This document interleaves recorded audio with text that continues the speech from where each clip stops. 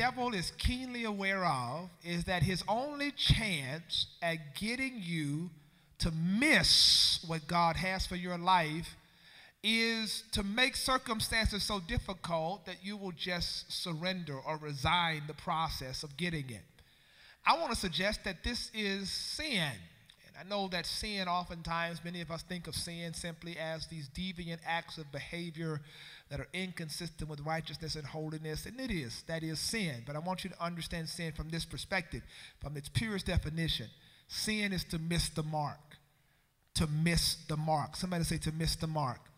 So then there is God's intent for my life, and if I am missing the mark, that's a sin in and of itself. What gets you out of the bed every morning should be that thing that God's going to do in your life.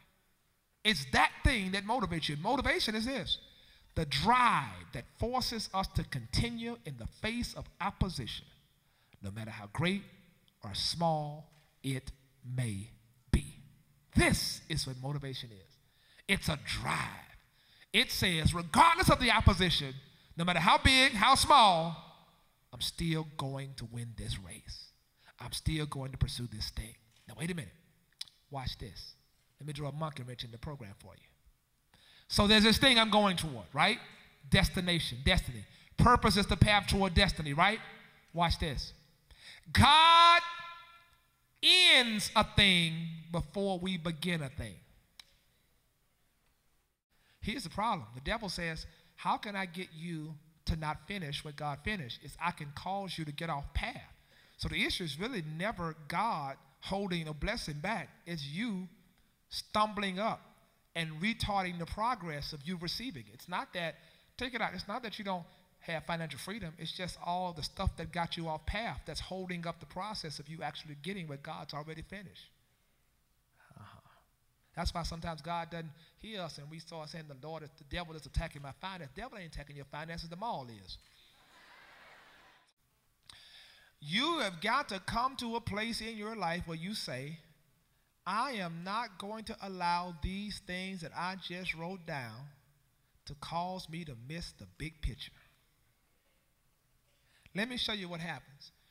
You are so consumed with those things you wrote down. That's why they were so easy to write down, because you talk about them all the time. Every time you're talking to somebody else, you're talking about them, you're consumed by them. As a matter of fact, check this out. Pew check, watch this. How many people in this place have ever just took a recess from the path of purpose just to deal with some of that stuff on this list? Like, I just got to go and deal with this. You've wasted needless energy from trying to get to purpose because you're trying to deal with this. I got to get this a piece of my mind. Hold on, I'm coming back. I just got to get this off my chest. Right? Can you just be content with what God is doing in your race and stop competing with people? Just be happy with who God made you and where you are, and stop competing with people. Avoid competition. You'll never be focused. You'll never reach your destiny because you're always trying to compete with somebody else.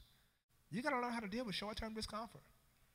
If you don't learn how to handle short-term discomfort, you're going to be frustrated because you're going to start thinking that short-term discomfort is like this long-term situation. Some of you are like, it don't seem short-term to me. How long? With Bishop.